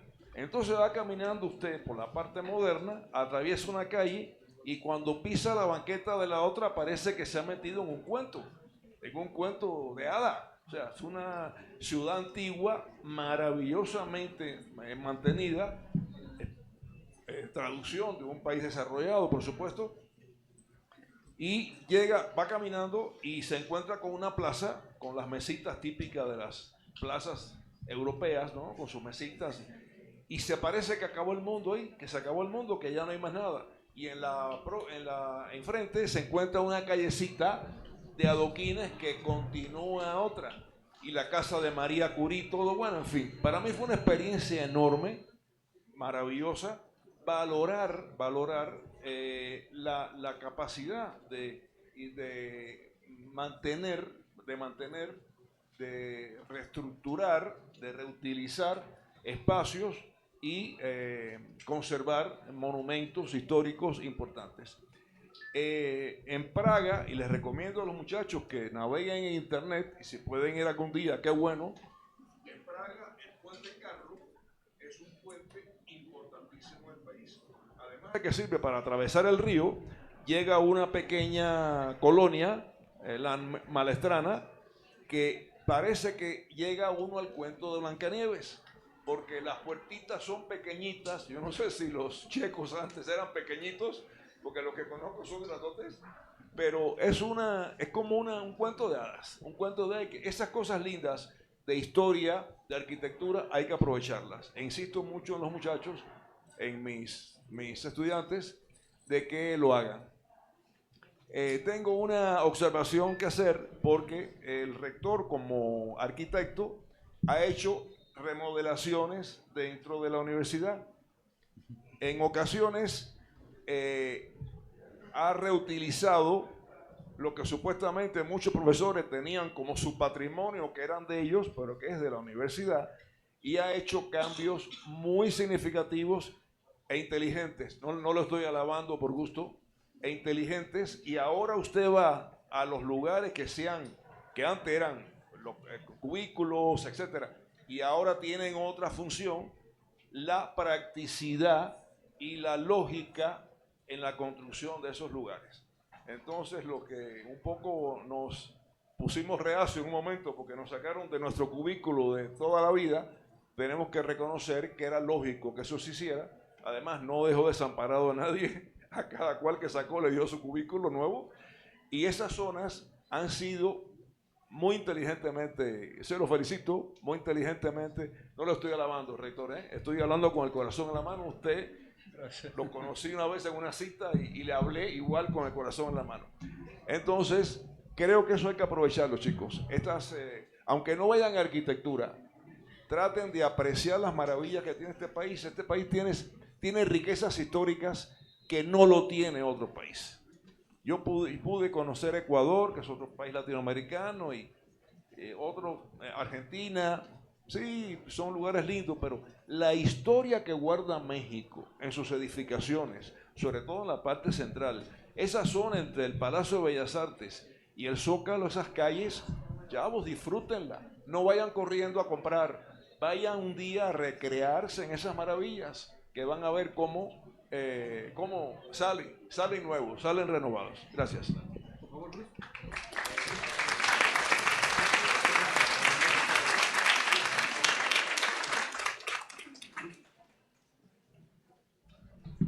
Buenas tardes.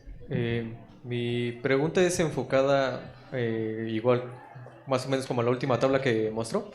Y es, ¿qué es lo más complicado? ¿Preservar el espacio con el valor y el significado que tiene? ¿O adecuar el espacio para que conviva el pasado con el presente? ¿Y por qué? ¿Vamos una máscara? Bueno, yo tengo una pregunta. ¿Cómo el entorno natural puede afectar la conservación y restauración de los edificios históricos?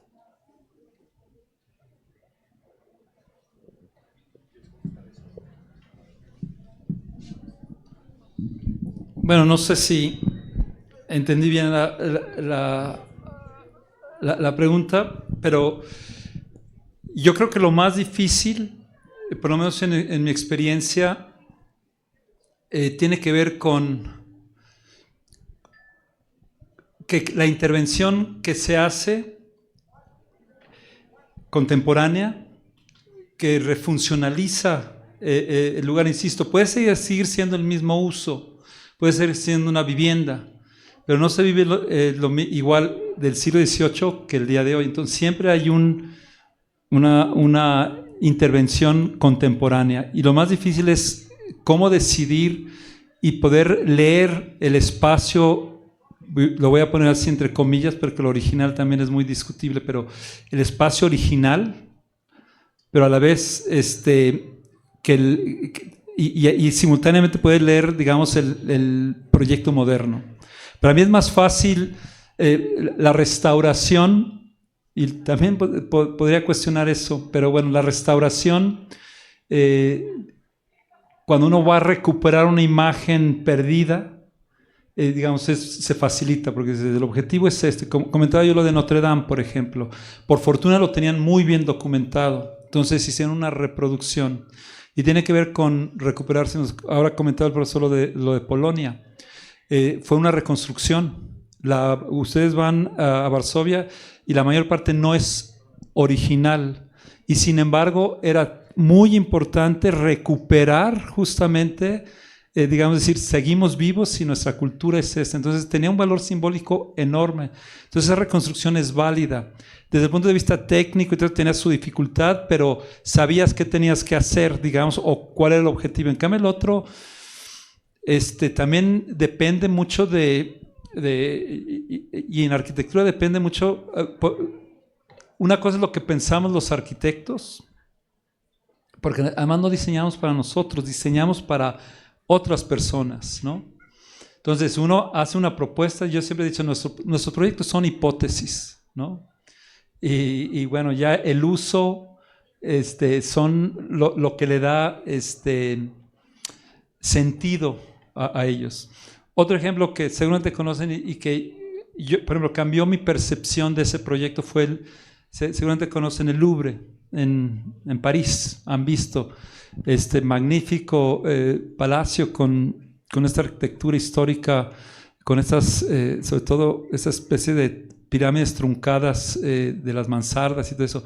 Y cuando Pei hace la intervención del Museo Contemporáneo con estas pirámides de cristal, yo en primera instancia no entendí, o sea, sin conocer, pero con el tiempo ha cambiado mi impresión en ese sentido, porque creo que se pueden leer justamente las dos. Es decir, aportó una nueva lectura al edificio. La primera tuvo que ver con que primero es un elemento muy transparente que te permite ver, digamos, lo que pasa detrás de y eso me pareció una solución muy interesante. Pero además, ese es uno de los museos subterráneos que se metieron, hicieron toda la parte arqueológica, pero no cambiaron, digamos, el entorno superior excepto por las pirámides. Entonces transformaron el espacio, pero esas pirámides además están colocadas sobre unos ejes de composición muy exactos, que tienen que ver inclusive con los ejes, esos grandes ejes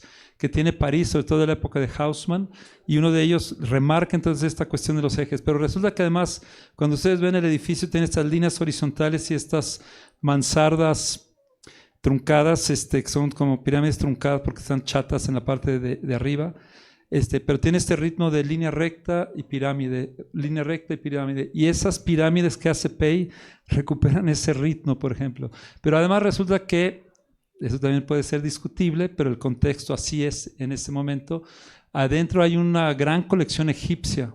Napoleón saqueó, pero entonces también hay una lectura del uso de la pirámide como un elemento retórico. Entonces para mí ese es el reto. ¿Cómo haces esa lectura para que todas estas cosas que están en el lugar, desde cuestiones compositivas, cuestiones escondidas que sacas a la luz? Por eso la transparencia también era importante. Es decir, hay un discurso que cuando lo lees, pero es una interpretación que yo hago, pero resulta que el museo ha tenido un tremendo éxito, no solo en la cuestión funcional, sino creo que tiene que ver con esto, que hay una lectura, aunque no sea totalmente racional, pero sí en la experiencia del lugar, en conocer el París, en saber qué es el contenido del museo. Es decir, esas son cosas que cuentan en ese sentido. Entonces, bueno, creo que lo otro puede ser más sencillo, y lo pongo entre comillas también porque a veces uno cree que es la imagen histórica, pero a veces las imágenes históricas es difícil documentarlas, ¿no? La otra pregunta era... bueno, bueno, pues siempre nos posamos en los entornos naturales en ese sentido, es decir, empecemos simplemente con la misma arquitectura en sí misma está construida con elementos naturales o en todo caso artificiales, pero transformados, ¿sí? Y eso es una cosa bien interesante que tiene todo, pero el patrimonio edificado lo representa mejor. El patrimonio edificado se deteriora solo por existir, es decir, se empieza a oxidar, se empieza a ensuciar. Ahora con lo moderno, inclusive la contaminación lo empieza a degradar, ¿no? Entonces, no sé si por ahí va la pregunta, pero siempre nos posamos sobre lugares que antes eran naturales y transformamos esa naturaleza. Pero esa naturaleza va a recuperar su lugar más tarde o temprano. Nos pasa que en esta ciudad, ¿no? Es un lago, ¿no? La hemos usado, reutilizado, transformado, y sin embargo, dentro de 10 siglos, a lo mejor eso va a volver a ser un lago, ¿no? Porque a menos que acabemos con unas bombas ahí que nos preste trompetas para acabar con la sierra, porque queremos hacer una bomba nuclear dentro de algunos años, porque nos pueden acusar a veces de cualquier cosa, ¿no? Como podemos ver. Pero bueno, sin meterme en esas cosas, sí me parece que la naturaleza tiene ese carácter de preexistencia en sí misma, y la arquitectura es una segunda naturaleza que se va deteriorando. Entonces, es lo que me gusta, que inclusive parte de lo que se piensa en un proyecto de reutilización, sobre todo con ciertos elementos, es no desaparecer la pátina. Es también una cuestión,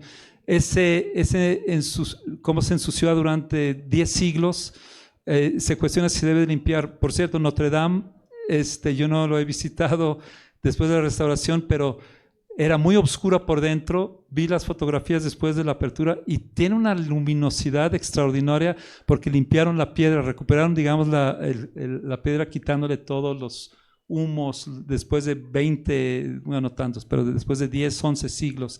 Entonces la naturaleza se va reapropiando de los lugares. Algunos no los vamos a ver pero a la larga pasa eso.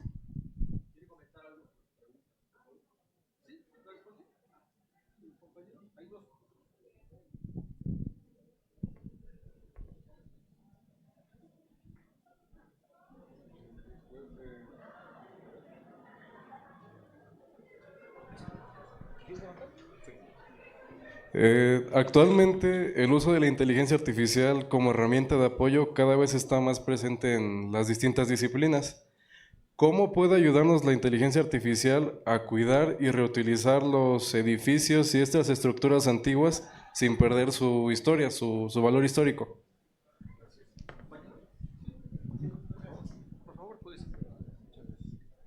Hola, buenas tardes.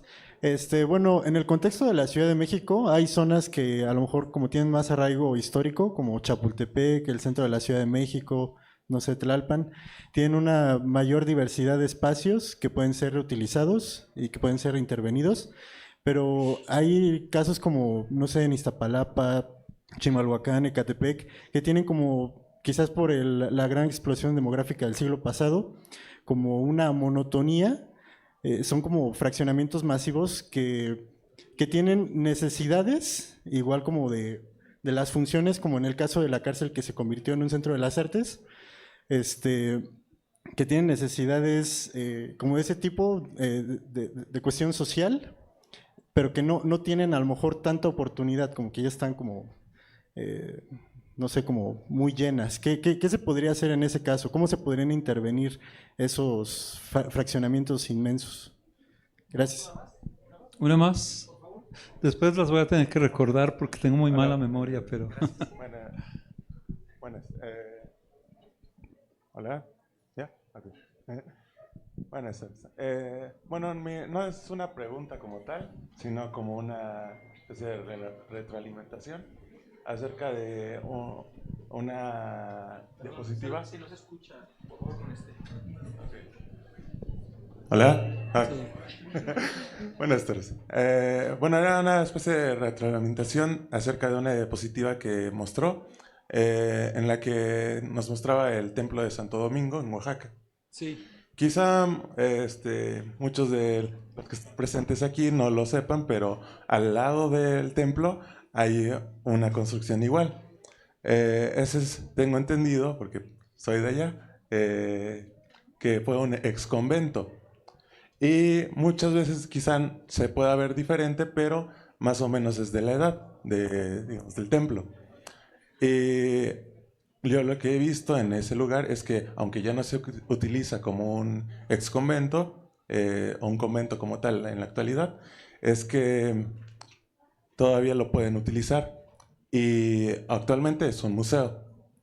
Ahí se encuentran muchos objetos, representaciones de dioses en la cultura, bueno, las culturas de Mesopotamia. Y pues muchas veces quizá no lo sabemos por cómo es que lo percibimos, pero por ejemplo ahí mismo en Oaxaca se dice que ese mismo exomento fue construido con un material que se llama cantera. Ese material se dice que es muy resistente y incluso con el paso de los años. Y a veces sí, también lo he visto, pero en algunas obras que son pues muy antiguas, a veces no se le puede rescatar por ya sea daño de pues todos los años que han tenido en uso, o que se ha dañado por cuestiones naturales como sismos, como incendios, cosas así. Pero lo que sí es que, quizá ya lo habló, no puse mucha atención en esa parte, disculpen, que muchas veces, incluso aunque no se pueda salvar el lugar, se puede utilizar el mismo material para volver a construir algo ahí. Y pues solamente eso. Gracias. Bueno, Santo Domingo vale la pena, efectivamente es un conjunto, es decir, el convento y el templo eran un solo conjunto. Como siempre, tardaron mucho en construirlo, pero ese convento fue también cuartel militar en alguna época, ¿no? Otra vez esta idea de que los usos son los que permiten a veces que permanezcan. Un edificio que les recomiendo en el centro histórico es el Museo de la Moneda, ¿no? Seguramente han ido. Y hay unas fotos antiguas. Ese edificio se utilizó como vecindad. Que es el que aparece en la primera diapositiva, el patio. Pero ese patio recuperaron la imagen, digamos, del siglo XVIII, pero tenía un pasillo de concreto que le hicieron a principios del siglo XX para entrar en los diferentes cuartos. Pero gracias a esa reutilización, el edificio sobrevivió. De no ser así, o a lo mejor no lo hubiéramos podido restaurar hoy en día. Entonces es bien interesante ese tipo de cosas. Bueno, de la inteligencia artificial, es una buena pregunta. Por supuesto, la tecnología ahora nos ha ayudado mucho. Por ejemplo, ahora, cuando yo estudié la maestría, hace ya algunos tiempos, en restauración, pues casi todo se hacía a mano, las medidas y otra. Ahora tenemos una cantidad de herramientas tecnológicas como son los drones, como es la fotogrametría, que te permites, que para mí esos ya son sistemas inteligentes, que te permiten sacar fotografías aisladas y después los programas te las unen y te genera el modelo en 3 dimensiones, que rebasó, por ejemplo, la famosa nube de puntos, que era algo que era como mucho a la vanguardia. Entonces, sí creo que es algo que nos va a ayudar, sobre todo para, por un lado, reunir información. Recuerden que también la inteligencia artificial, por lo menos en las herramientas iniciales que estamos utilizando, también está alimentada por...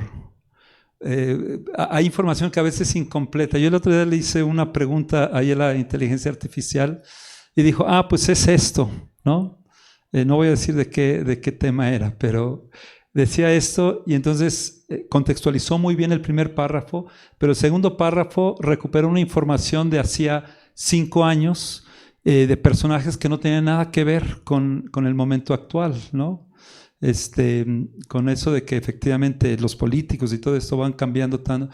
Entonces entonces sí creo que va a ser una herramienta importante. Ya empieza a ser para nosotros porque nos empieza sobre todo, por ejemplo, en el patrimonio nos ayuda a visualizar posibilidades, ¿no?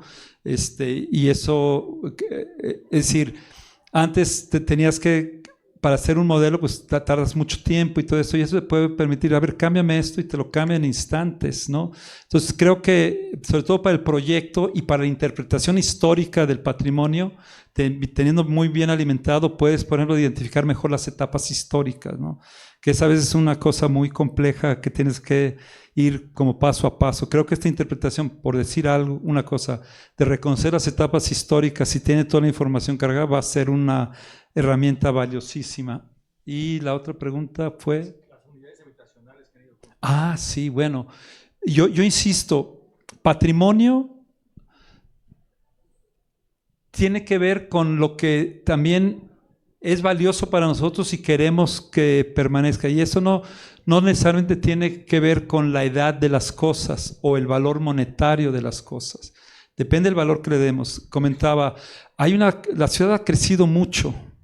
Por supuesto que otra vez esta visión de, bueno, lo más antiguo y lo más estético es lo más valioso. No, hay colonias, por ejemplo, mencionabas algunas, pero yo voy a mencionar otra.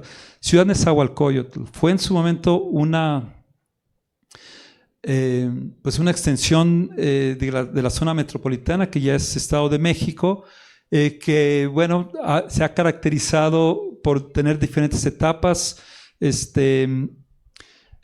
pero me parece que es un patrimonio valiosísimo. Inclusive el proyecto urbano arquitectónico tiene unos principios que se fueron perdiendo con el tiempo.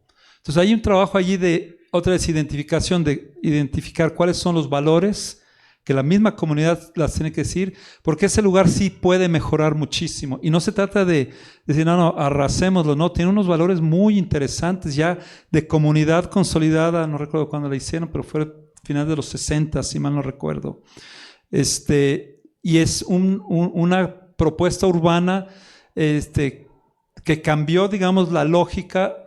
Creo que se deterioró muy rápidamente y generó espacios inclusive de cierta violencia y todo eso, pero creo que a partir de lo existente y el arraigo que tienen las personas, ese lugar puede ser intervenido desde el punto de vista social, sobre todo, por supuesto proyectual, además de otro tipo de intervenciones. Insisto, esto se hace de manera interdisciplinaria, pero se podría hacer una intervención bien interesante. De hecho, la UAM tiene una de sus clínicas estomatológicas allí, y lo visité el año pasado, una de ellas, y tienes estas grandes supermanzanas de servicios que son bien interesantes, que como propuesta urbana tienen la iglesia y tienen el mercado y tienen la clínica estomatológica, y dentro de lo que cabe se han mantenido. Y yo creo que esos espacios además se han ido subdividiendo y me parece que se podría hacer un corredor allí urbano bien interesante, porque son espacios sobre todo con destino público, pero que otra vez se van privatizando y todo eso. Es una discusión, pero Ciudad de Nezahualcóyotl o La Portales, o inclusive yo trabajé con mis alumnos recientemente, bueno, ya no hace tiempo, que hace 10 años con una generación que trabajamos Villacuapa. Villacuapa es ya no se hace vivienda de ese tipo. Puede ser cuestionable y todo eso, pero tenía toda una serie de principios, en términos de vivienda social, de ciertas características, pero tenían escuelas, pero tenían mercados, pero tenían dadores, pero tenían Claro, los vehículos ahora invaden todo. Hicimos una propuesta muy interesante para actualizar eso a nivel de proyecto, pero eso es o sea, no tenemos que irnos a los... Hay muchos patrimonios, la ciudad, que inclusive otro que habría que ver cómo podemos intervenir es, por ejemplo, el Pedregal de Santa Úrsula, ¿no? Que también fueron elementos que se generan a veces por ocupaciones y así ha crecido nuestras ciudades un poco sin planeación, y lo que tenemos que terminar haciendo después mejorándolos, ¿no?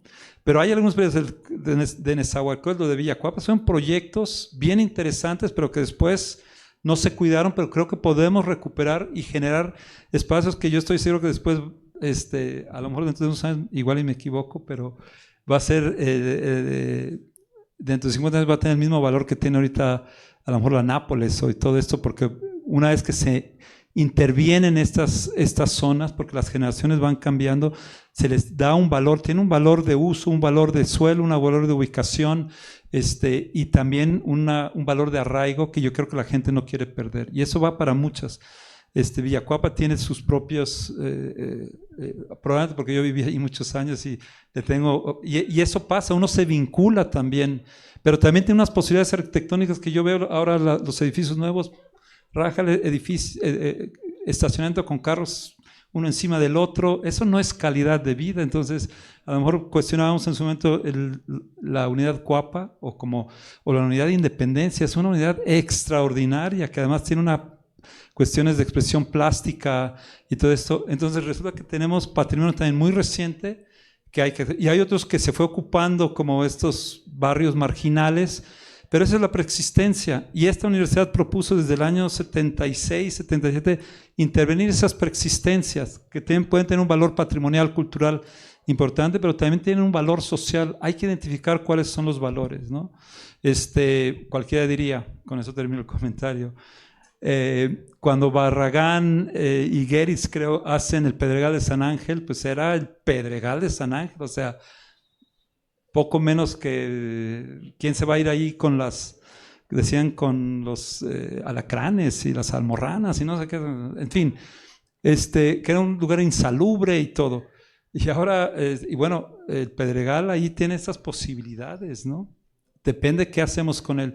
Y yo creo que el arraigo de las comunidades, lo que quieren es mejorar sus espacios, y allí el trabajo con las comunidades, con otra vez pues, arquitectos, urbanistas,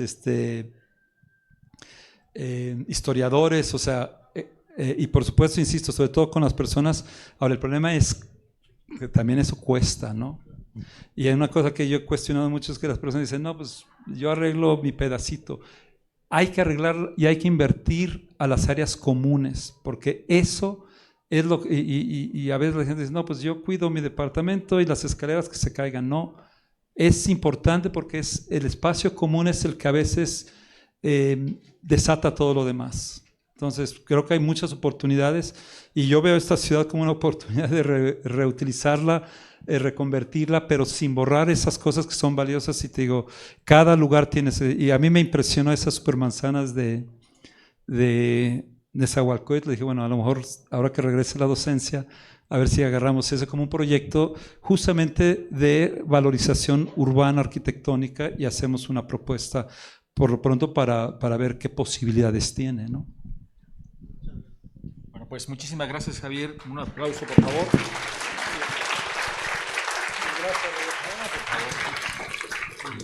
Bueno, gracias a ustedes, por supuesto, por estar acá. Nos vemos a las 4 de la tarde. Hoy tenemos el tema de microbiotas. Y bueno, por favor, provecho.